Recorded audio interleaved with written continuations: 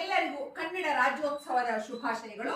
ಕನ್ನಡ ರಾಜ್ಯೋತ್ಸವದ ಅಂಗವಾಗಿ ಇಂದು ನಮ್ಮ ವಿದ್ಯಾರ್ಥಿಗಳು ಕನ್ನಡದ ಮೊದಲುಗಳನ್ನು ಹೇಳಲಿದ್ದಾರೆ. ಕನ್ನಡದ ರಾಜ